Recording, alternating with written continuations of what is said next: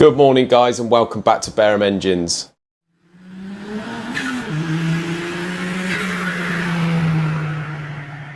So first thing this morning we're going to be heading out into the workshop and we're going to see Paul. Paul has managed to almost strip the Lotus engine. So this engine here is a race engine, if you remember me saying. The only reason it come in really was, I think it was down on compression, breathing a little bit, using a bit of oil. So we're suspecting that the rings are not very good. This engine, as I say, should have mainly sort of trick bits in there, trick cams and pistons and rods and what have you, but I haven't got a clue to be honest. So let's head out in the workshop and see what Paul's found. Hello mate. How's it going, big boy, right? Yeah, good. So what we found then?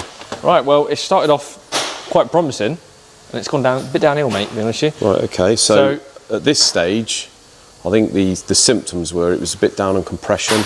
Yeah. So we're suspecting rings, maybe, valves.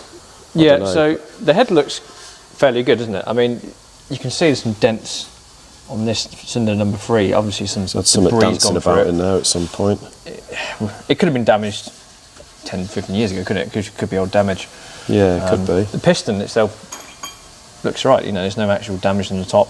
No, they look like they're running sort of all right. There's no head gasket issues by the looks of it. Yeah, it's a race engine, it's got some nice cams in it, it's quite beefy sort of inlet cams. Okay. We think that is for the alternator, that rear pulley. Oh right, yeah, someone, I see a couple of people did comment. Because there's not an alternator running off a front pulley on this. Right. So I think that's so that runs the alternator then, we reckon. Not sure what cams they are. I'm gonna have to. There's a number on here, or there's a serial number. So we'll research that and see if we can find out what make. I'll have a measure. We need to know what make they are really, so you know, so we know what lifter and sort of duration we're dealing with. Exactly. Yeah. It's got some fancy pulleys on it. So pistons and rods, what we got in there? Well, it was right until this. So number 1 has spun a bearing basically. It's just started to spin the bearing. Right. Okay. So I don't know. By the sounds of the conversation when he brought it in, I don't know whether he's even aware of that. So it's almost like sort of pushed the bearing out, if you can. Yeah, it's just sprayed the bearing, done an end, hasn't it? Set of fancy, expensive arrow rods. You can see the heat around, obviously, the con rod there on there. So it's probably running for a little bit like that, I should imagine. Yeah. Well, not, you know, a few minutes at least. We're suspecting the crank to be not very good. The crank is marked. Yeah, the journal looks horrid. It's whether it's bent it, isn't it? But the other ones look all right, but this contraction. So what's going on here? Well, I don't know. It's almost like something's broken. I do wonder if something's broken and it's gone out for the oil pickup for the pump and it's obviously gone to number 1. That's what's caused the failure. Yeah, I shouldn't imagine that's been doing it any favours. It's got some sort of bronzy bits in there, whether that's shell or whether it's... I've never seen something like that this before. is a bit of a homemade braised up pickup here. That looks dreadful. I don't quite know what's happened there, or I can't see how it's just sort of failed and ended up flapping about.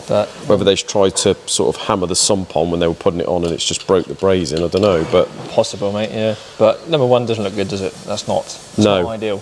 I think if it ran for a bit longer, it probably would have thrown a rod out the side. I would have thought so, yeah. But I mean, it's a shame because a nice set of rods. They're CP pistons. Our rods. I don't know how long these have been in. All the rings feel like razors, so I shouldn't think they've been doing much. Wonder what the ring gaps are like. I don't know. The pistons are alright. There's a little bit of scoring on the sides of these pistons. Oh yeah. Whether that's just when it's moved slightly hot or something.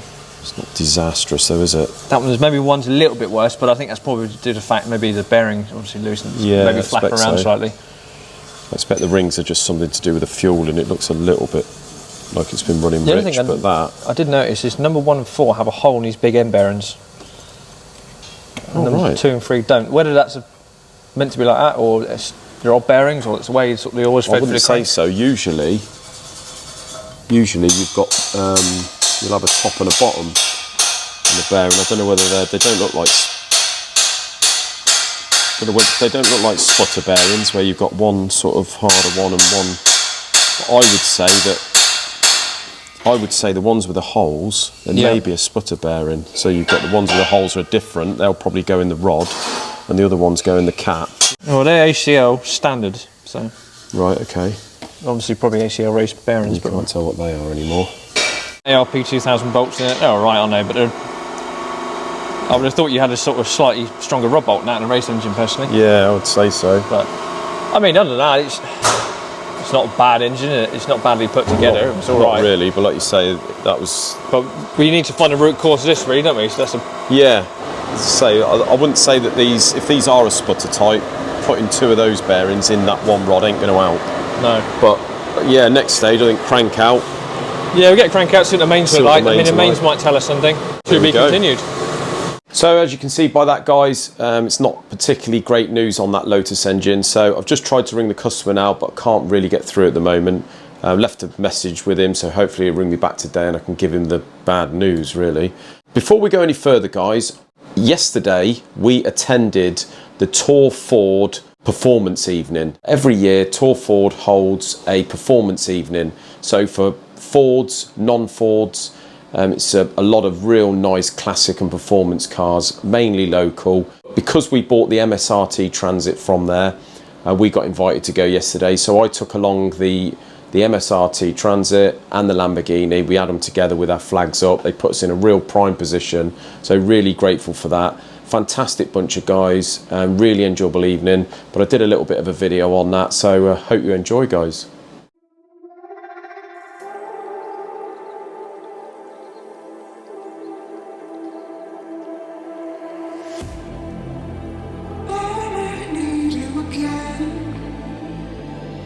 So stick around.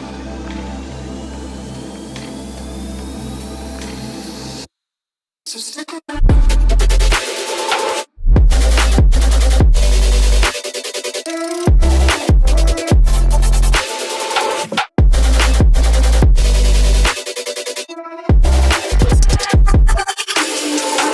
Hello guys, welcome back to the channel. As you can see, we're here at Taw Ford in Barnstable today, and they've got an open day, sort of classic and performance day, so we thought we'd better show up. You can see in the background we've got the Lambo and the MSRT and a really good spot over there, which is really good of them. Got some really interesting cars.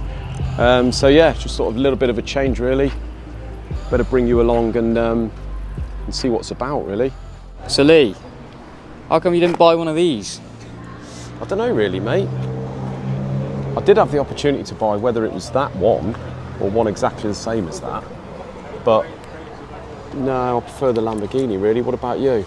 Yeah, I like the chiselled looks of the Lamborghini, and don't get me wrong, the 570S is a lovely car. Yeah, it is a lovely car. Especially in that colour. Sort of the equivalent really, and probably more the equivalent of the new Hurricane, isn't it? But yeah, I don't know, I've just always liked the chiselled look of the Gardo really. Yeah. Even compared to the Hurricane. They're all nice, mate. What about the Porsches? they're lovely. If Paul would get out of the way. What do you mean get out of the way? What do you reckon? Red or grey? I like the grey one. I think I'd have the grey one. What about this one here, the green one? Yeah, I'd have the green one, definitely. Go on, mate, I'm a Johnny Green joint. I do like a Porsche, but I think a Porsche to me has always been a bit like a sort of an everydayer that I love. Yeah. Isn't it? Rather than yeah, in the garage sort of. I don't know. I do love them, but Maserati back there as well. yeah, Maserati, nice V8 R8. Yeah. Very nice example, that one. I don't really know my models on the Porsches, do you? No, not really. Other than Change from year 911. to year. Exactly, yeah, 911. about it. It's about it. Lovely spread in here. Are you going for nice sausage? I think it's in a pasty somewhere. I might have to get a pasty. What's Lee going to go for? It's what Lee likes to eat. Careful, mate. We spoiled his dinner. His missus going mental. Proper. Right, Isaac. So, on the simulator, on the Ford GT, Yeah. you have a 125.2. Yeah. Lee has a 125.9, and I have a 127.1. How do you feel for being the boss? I feel pretty good, but might get fired tomorrow, so don't know. Have you spoken to Lee about it yet? He's not too happy. He's not happy. He's not happy. So, you're going to have another go on it, If he beats me, then yeah. and Lee's going to have another go. So, times could change. I'm on a 127.1, but I'm gonna leave that, mate. You were warming up, mate. I was warming up, yeah. Made me feel sick. But Yeah. if you beat the boss, you've got to make the tea for the next 3 weeks. Sounds like a deal. Sounds like a deal, doesn't it? Yeah, alright, whatever. Go for it. Right. fine. We'll to be continued. So most of these cars that you're seeing right now are tuned by a company called RCS Tuning. They're a local company, some super cool cars, guys. So get onto their YouTube channel, subscribe and like, and give them some support. Top boys.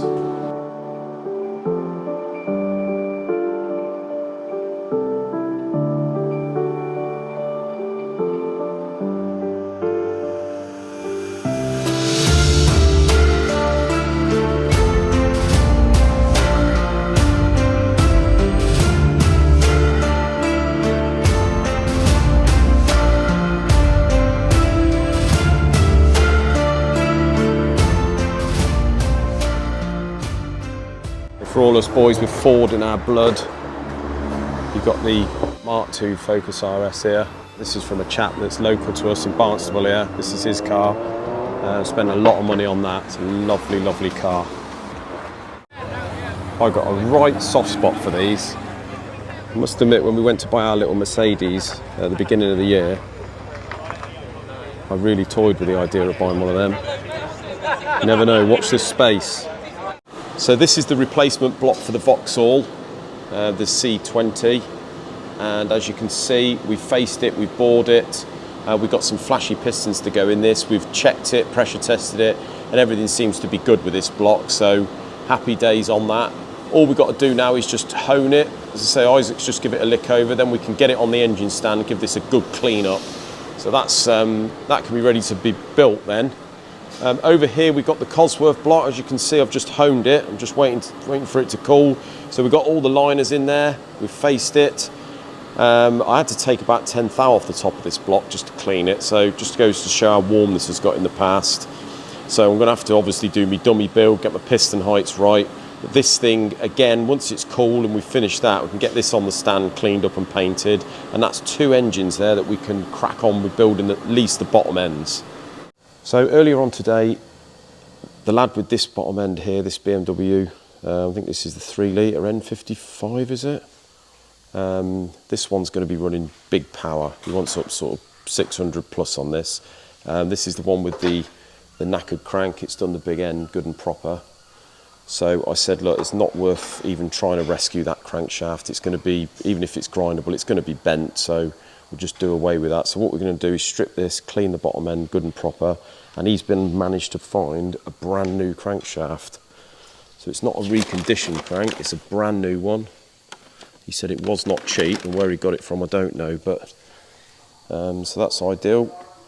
He's got the trick rods here and a new set of trick pistons. The bores measure perfect, so these are a standard piston, but I said because it's standard and we're not boring it, then we will sort of put the crank in and what have you, but we're not going to build the engine. So we're just going to make sure everything's good, everything's within tolerance, and we'll let him put the head on and time it and what have you. But yeah, we'll just make sure the crank's all good in the block.